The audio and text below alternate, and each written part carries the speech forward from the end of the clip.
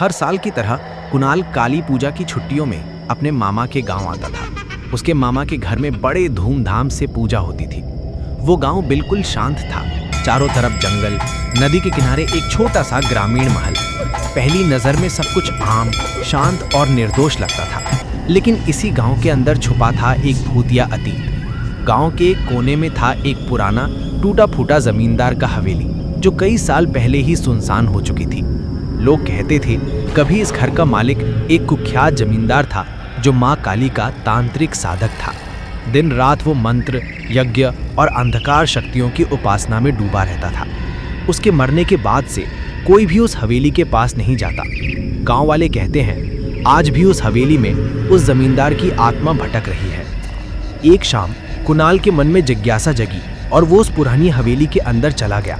जब उसने टूटा हुआ दरवाज़ा धक्का मार के खोला, उसके शरीर का हर रोम खड़ा हो गया। अंदर धूल, जले हुए दिए, मकड़ी के जाल और सड़ी हुई गंध थी। मध्यम रोशनी में उसकी नज़र एक पुरानी काले बादामी रंग की पुस्तक पर पड़ी, जैसे कोई उसे बहुत साल पहले छोड़ गया हो।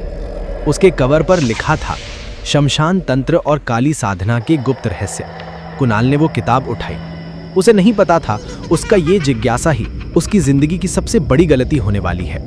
रात को अपने कमरे में आकर उसने किताब खोली। अंदर लिखे थे अजीब मंत्र, खून से जुड़े रस्म और काली तंत्र के भयानक नियम। पहले तो मजाक में पढ़ने लगा, लेकिन धीरे धीरे उसने मंत्र उच्चारण और क्रियाएं करनी शुरू कर दी। बिना समझे वो एक डरावनी शक्ति को बुला रहा था। अचानक कमरे का माहौल बदल गया। दिया बुझ गया, खिड़कियां अपने आप खुल गईं। ऐसा लगा जैसे अंधकार में कोई चल रहा हो। और उसी पल उस जमींदार की अशुभ आत्मा कुणाल के शरीर में घुस गई। उसकी आंखें सफ़ेद हो गईं, शरीर सख्त पड़ गया और उसके होंठों से किसी और की आवाज़ निकली, ये शरीर अब मेरा है। रात गहरी होती गई। कुणाल का व्यवहार बदल गया। कभी वो अजीब हंसी हंसती, कभी खाली आंखों से घूरता और किसी अजनबी भाषा में मंत्र बोलता। उसी समय उसके मामा के गुरुदेव गाँव आए। हर साल जैसे वो काली पूजा के लिए आते थे। कमरे में कदम रखते ही उनका चेहरा सख्त हो गया। उन्होंने कुणाल की आंखों में देखा और धीरे से कहा, ये दृष्टि, ये गंध इंसान की नहीं है। गुरु ने अपने मंत्र उच्चारण शुरू किए। धूप जल उठी, घंटी बजने लगी और कमरे का हवा कांपने लगा। गुरु गरजते हुए बोले, जो अशुभ आत्मा इस देह में आई है, माँ काली के नाम पर तुझे आदेश है, छोड़ दे इसे। एक बिजली की तरह चीख सुनाई दी। कुणाल जमीन पर गिर गया। उसका शरीर कांपने लगा, आंखें पलट गईं और उसके होठों से मंत्र निकल रहे थे। गुरु ने त्रिशूल उठाकर पुस्तक पर पवित्र जल छिड़का और मंत्र तोड़ दिया। एक भयानक चीख के साथ आत्मा उसके शरीर से निकल गई। कुछ पल बाद कमरे का हवा साफ हो गया, अंधकार मिट गया। गुरु ने कुणाल के सर पर पानी छिड़का और धीरे से बोला, वो जमींदार की आत्मा कई सालों से किसी देह की तलाश में थी।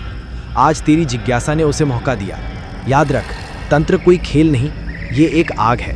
एक बार इसमें कदम रखा तो लौटना मुश्किल होता है। कुणाल चुप था, दिल जोर से धड़क रहा था। उसे एहसास हुआ आज वो मौत के बहुत करीब से लौट कर आया है। गुरु और मामा के आशीर्वाद से वो अपने शरीर में वापस आया। अगली सुबह उस पुस्तक को जला दिया गया और उस जमींदार के हवेली का नाम गांव में कभी दोबारा नहीं लिया गया। अंतिम संदेश, तंत्र, काली साधना और अंधकार की शक्तियों के साथ खेलना कभी कभी इंसान को उस गहरे अंधकार में ले जाता है जहां से वापस आना मुमकिन नहीं होता।